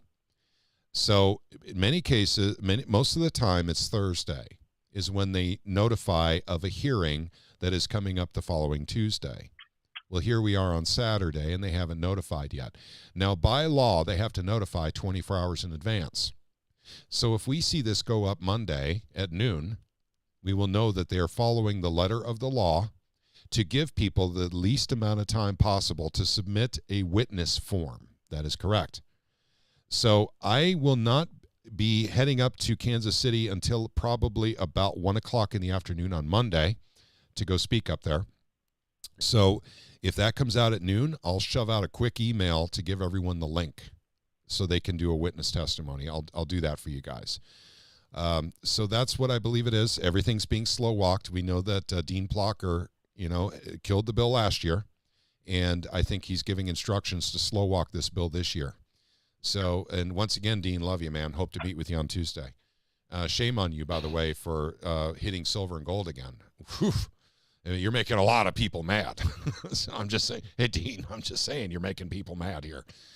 Okay, going along with our schedule here, we're moving on to Saturday, the 9th of March. We got a big event in Springfield, the Back to Education Forum, and there is actually a flyer for this. And if you do not have the flyer, please look for the email that you got from me earlier today. Not only do you have a link to it, but you also have a copy of the flyer in that email. Very, very important stuff, gang. This is quite possibly, I would say, one of the more important type of, I would say, forums that you could possibly go to when it comes to public schools. Let me tell you why. We are dealing with the impact on children from gender ideology, from DEI, SEL, CRT. We're talking about this. Now, this is, no, of course, that's not happening in our schools. You'll hear from the naysayers. Oh, yes, it is. It's in our schools, gang. We're going to talk about DESE and what you can do to get your school away from DESE. We're going to talk about local control of schools and how you can get local control of your school district back. And by the way, there's 2 school districts that I know of in the state of Missouri that have already done so. 2. So it's not impossible. And we're talking about public school districts. Okay, we're going to talk about educational alternatives and demographics. The demographics is a really interesting topic to bring in to this forum because the fact is we have too much school and too few children. And that is a fact. Yet they want more money. They want more money, more money, more money. And there's literally just not enough kids going to school. Why is that? Well, a lot of people are taking their kids and homeschooling them because after COVID, they saw the crap that was being shoved at their kids, the SEL, the CRT, the DEI, the gender ideology. I mean, all that stuff. So at any rate, it's $10 per person to sign up. And let me tell you exactly why that is. First off, there are refreshments that will be served there. And also a binder is being prepared for each and every person who attends. You will get a personal binder with very important information from every single speaker. And in fact, let me tell you how thick that thing will be just from David Court alone. David Court's presentation is 28 pages long, and he gives it away freely. How do you get your school out of the hands of DESE? How do you get the federal government out of your school? How do you take back local control? David Court has all the answers and has prepared them in a step-by-step format for you to do. And believe it or not, even has alternatives to the MSBA, the Missouri School Board Association. That's how serious this stuff is, gang. These people have put a lot of work into this. David Court has been doing this seminar for years. And now people are paying attention, and 2 school districts are following everything he's saying, and they're doing great. They're totally off the federal government. I was going to say a bad word. They're no longer taking grant money from the federal government or federal government money. And they're also out of the MSBA. And look, they're still there. The school is still there. The teachers are still there. You know, oh my goodness, what happened? But what happened was there's local control now with the school board. They're listening to the parents. They're listening to the parents on curriculum. They haven't done that since the early 1980s with the PTA, maybe, is the last time the parents had actually any say over the curriculum, choosing the textbooks that their children will be learning out of, checking for errors, checking for lies in the textbooks. Parents don't get to do that anymore. I'm old enough to remember when parents actually got to do that for their kids, but we're going back to the 1970s mainly and earlier. It ended, I think, at the beginning of the 80s is when that kind of came to an end. The PTA came to an end because of the Department of Education under Jimmy Carter, which started in 1978, which usurped the Parent-Teacher Association, or I'm sorry, the true nature of the Parent-Teacher Association. That was usurped by the Department of Education, in my opinion. The federal government took over, kicked the parents out, and said, no, you give us your kids for 9 hours a day, and you be quiet. You sit down and be quiet. And that's what the federal government did. Okay, I'm sorry. So one more event, and that is on the 11th of March. That's on a Monday, and that's our Freedom Rally Day. It'll be Knock and Shock up at the Capitol. Those of you who've been to Knock and Shock before, that is our next Knock and Shock. And it is also Silver and Gold Day because the Freedom Rally is silver and gold based. It's based around HB 1955. So we'll be talking about silver and gold legislation, and the Freedom Caucus will be talking about it as well. We'll cover other things too, but that's the theme for the Freedom Rally. And of course, that'll be the theme of our Knock and Shock as well. So at any rate, those are the dates. Everyone got them by email. If you're not on the email list, why aren't you? Just go to mofree.org. You can sign up to be on the email list. Please check your spam. It's a .org account. So .org is often goes right into spam for people for some reason. And also Google hates me, and Dean Plocker has probably something to do with that, but it doesn't matter. So please check your spam folder. If you're on our email list and you've not received an email from me, that's probably where it is. Okay, I thought I'd get that out of the way, and let's go back to our conversation. And I'm sorry for interrupting like that, but I wanted to get it in one more time before we closed up, but I'm ready for more conversation. Well, thank you so much for, mentioning the Back to Education Forum. Dr. John Vaughn is going to be there too, and he's also going to be providing kind of a little slide presentation just for attendees that's going to be in the report, the binder report. And he says that it will load up every educator and parent who will be able to speak intelligently against gender ideology when they come up against the arguments. Mm-hmm. Yep. And he's a longtime author. He has many books published, and he's quite an individual. So.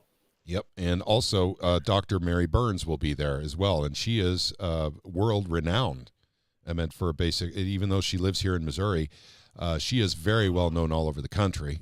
And also speaks very, very well to the dangers of the socialist and WEF idealisms creeping into the public schools through the NEA, through the MSBA, and other private organizations. They are government schools. The public schools are government schools, but they're controlled by corporations that are filled with communists and, special interests to socialism.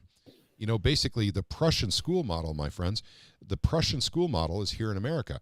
What does the Prussian school model mean, Pat? Well, it means that what they do is they teach your kids to be obedient workers, not thinkers. They don't want your kids to be thinkers. They want them to be obedient workers and obey the system and accept, and I hate to say it this way, but I think it's true, is to accept government as your God. And so, at any rate, I want to bring up something here. Misty Atkinson's brought up several times that Justin Hicks has refiled the CDBC bill, so the digital dollar bill. So we have to go in and kill that again. And and by the way, that was HB 1165 last year. I'm not sure what it is this year. Sounds to me like it might have been a late filing because we didn't catch it in the pre-file. And we were looking at Hicks. It wasn't pre-filed. He waited on that to file it. I think I found it the other day. Okay. Gabby's making fun of me when I was talking to Plocker directly. I love you. Shame on you. Yep. So no problem. Let's see. Let's see. How do we get Soros out of our schools? Well, we get the government out of the schools and give control back to the parents. to the local community. That's exactly how you get Soros out of your school. Now, if Soros lives in your neighborhood and is in the school district, that might be a little more difficult. So anyone who lives in New York, make sure you understand Soros lives there. So be careful. He could be in your school's district. Let's see. Dean Plocker does not love you back. Oh, Gabby. I hate to think that. We just prayed for him to get thicker skin. So I'm hoping that he will love me back. So that's what we're hoping for. Let's see. Oh, Gabby has a good idea. Perhaps a cashew chicken peace offering.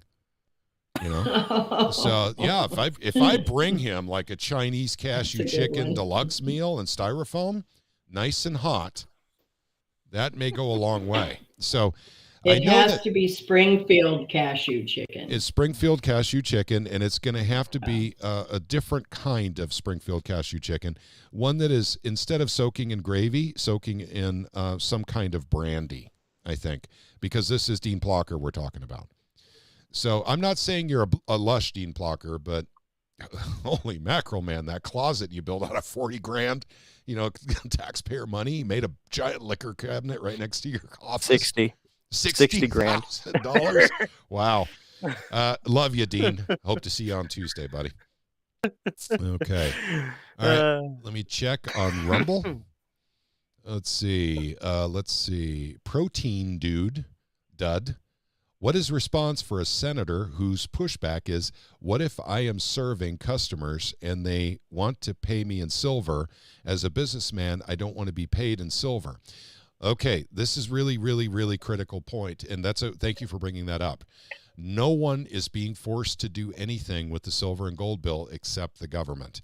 Businesses and people, it's a choice. It's totally a choice. So it's a choice of the business to accept silver and gold, and if they do, I'm sure they'll put a sign up in their window that they accept silver and gold for payment. If we get a bill passed that is, Plocker, we're watching you. We want to get this bill passed. So at any rate, it is a choice for people. The government, under this bill, the way it's written right now, would have to accept silver and gold if it were offered by the taxpayer for payment of taxes or services from the government. So that's a very important point. I'm being asked if anyone knows. Go ahead. I was going to say, if you can call things from government services. Yeah. Yep. I got you. Okay. Does anyone know if Logan will be there on Tuesday? We don't know, but we know that he knows the hearing is on Tuesday. I'll make a phone call tomorrow and see if we can solidify something to get our superhero, our celebrity, Master Logan, in for the hearing. He speaks to the Federal Reserve like nobody else, and he's 11 years old. I think he's 11 now. So we would love to have Logan there. Logan, if you're watching, please come and join us at the hearing. And also, is he old enough to run for lieutenant governor? He is not. Unfortunately, 11 years old is not old enough. I do believe you have to be 30 to run for lieutenant governor. Otherwise, I would have thrown his name in the hat. I wouldn't even have asked him. I would have just thrown his name in the hat. Because I think that Bill Eigel and Logan would make the dynamic duo that Missouri needs right now. But that's a good question. Thank you, Isaac. Let's see. It would sure gain national attention. Yes, it would. Yes, it would. Let's see. Ozark's Freedom Gal says, Isaac and my mom asked the high school principal how to get on the curriculum board. He was shocked and told her parents couldn't be on the board. We started homeschooling the next year. That was in 2000. That is correct. By the way, that's the most important thing that the Department of Education took away from the parents was the ability to be on the PTA to select the curriculum, to actually go through the textbooks and choose the textbooks that would be used. And why did they do that? Because parents were looking for errors and lies in the textbooks, and that's the truth. There's lots of lies and errors in textbooks, believe it or not. They're constantly in there, and that's why they had basically a PTA board for curriculum to go through these textbooks, and it was all summer long. I remember this when I was a kid. So you would get the textbook, at the end of the last school year, and you would have literally up until about 3 weeks before the next school year to report on the textbooks, because you would actually read them. You would go through them and find errors and find lies.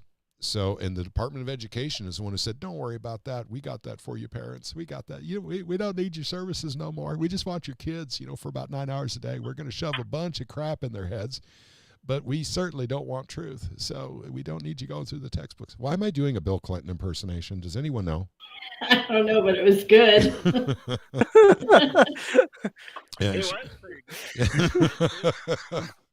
it actually, if it's Department of Education, that would that be more Nixon? Jimmy Carter. I can't do Carter. Let's see. We do Reagan or Nixon, Carter. No, I can't do Carter. Gosh darn it, guys! I gotta stop. What? That's right. My wife and my dog Checker shall verify for you. I am not a crook. Oh my. Yeah. So, all right, off that one. And yes, this is not the impersonation show. Gosh darn it, Plocker. Please, let's have a meeting on Tuesday. If you're watching, Dean, I'll tell you what, Dean may be watching on X. So let's see if Dean has put in any comments. If Dean Plocker's watching us tonight, because he just drinks on Saturday nights, I think. That's all he does. So he's got plenty of time to watch us. I'm sorry. I meant he's cashew chicken. He's doing cashew chicken or something. Love you, Dean. Hope to see you on Tuesday, buddy. Okay, we have no further comments on X. All right, gotcha. All right, guys, I'm turning it over to you for any unfinished business before we wrap her up. I'm going to look for some more comments here. I just want to thank Isaac. I'm just gobsmacked by all the information that you've uncovered, and I think it's only the beginning, and I'm looking forward to what you have for the future. Oh, well, thank you. We've got to get that information out. We really do. Absolutely. Yeah, take it, spread it. Yep. Well, sing songs about it. I don't care. Just get it out. If you guys, and by the way, I'm probably the dumbest one here, but don't you think the best thing we could do at this point is actually culminate all the bill numbers and literally get a flyer ready and let's go hit Jeff City? We've got to shut these bills down. And we could put a paragraph explanation after each and every bill why it needs to be shut down, and basically let them know on the end of that flyer, we're watching you. We are watching each and every one of you and how you vote. Are you going to vote away the sovereignty of Missouri and give us over to, basically people who do not have our best interests at heart? Or are you going to go with the people that literally live in the state, love this state, and are trying to protect the state? So this is your choice as a politician. And there's an election coming up, so it may damage some of them, basically if it gets out that they voted the wrong way. So, I think that that's really important to point out as well. Gabby says Patrick is wound up tonight. No, what it is lack of sleep is what it is. I'm a little punchy, squirrely, punchy. Hey, nothing wrong with it. There's absolutely nothing wrong with it. Let's see. Let's see. Warrior Class 3 had a prayer. He would like to share it with us. Warrior Class 3 says, I pray that Dean Plocker is rewarded swiftly and generously for all of his works. In Jesus' name, amen. Thank you. Dean, we love you. We pray for you, buddy. We pray for you all the time. Let's see. The Missouri Liberty Report says, apparently sports gambling is a very important issue in our state. That's right. Far more important than the sovereignty of the money supply. That is correct. Sports betting is way more important to Dean Plocker. Let's see. I'm going to check Rumble real quick, gang. Let's see. Oh, hang on a second. B. Hoffner has a question. How do I get a copy of David's presentation? Our school board is a mess. Gretchen, you want to take that? Well, he has a website. I think his stuff is up on that website, but I'm not sure. But if you do want to attend the meeting, that it'll be included in that report. But his website is opswindow.com, I think, opswindow.com.